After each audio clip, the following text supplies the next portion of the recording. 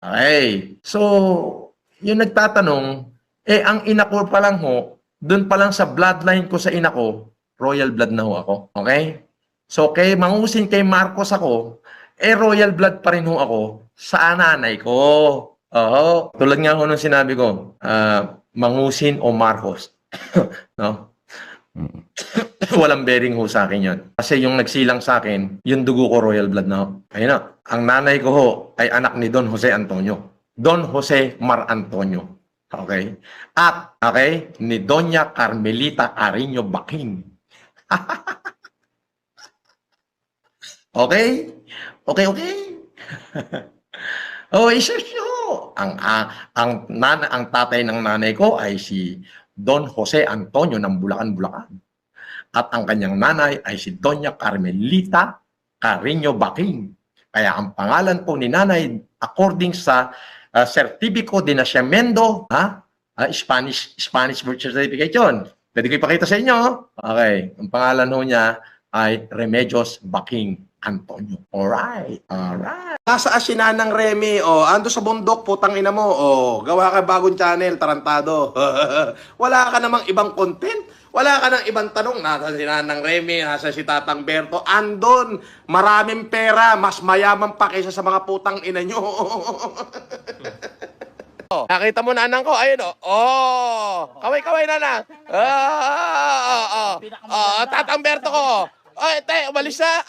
Ayaw mag-vlog God bless you. Thank you. So, tinayuan ako ng nanay ko sa korte. Yung bambasher ko, may naipakitang nanay. Wala.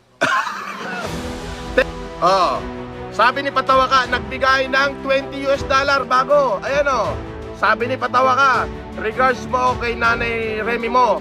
Mahal ko lahat ng nanay kasi mahal na mahal ko ang mama ko. Kaya mahalin mo mama mo para sa kanya itong palipad ko. Naks naman. May nagbigay para daw sa'yo $20. Ayan, si Patawa ka. Salamat daw. Aba, Patawa ka, alam mo, ako, meron akong ina na tumatayo sa akin. Ang nanay ko, hindi pinakailaman ng buhay namin. Yung isang anak niya nasa Australia, yung isang anak niya negosyante, yung isang anak niya magsusuperintendent na ng DepEd. Ako yung panganay. Minsan hindi siya nakialam sa akin. Napakabuti ng aking ina. Pero nung dumating yung araw na isa amin ay isa nagigipit at kinu-question ang pagkatao namin, nakahandang tumayo sa korte ang kami nila. So tinayuan ako ng nanay ko sa korte. Yung bambasher ko may naipakitang nanay, wala. Thank you, Patawa ka. Ano to nang? Taga-US to. Ayan, nagbigay siya ng in peso 1,200 plus. Nag-message lang. Sabi niya, regards mo ko kay nanay mo, mahal na mahal ko lahat ng nanay kasi mahal na mahal ko ang mama ko, kaya mahalin mo mama mo para sa kanya itong palipad ko. Thank you, Patawa ka. God bless you. Are you both from the States, guys? Yeah.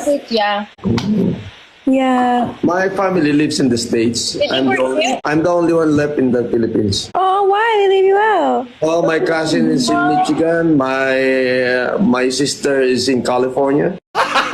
Gago!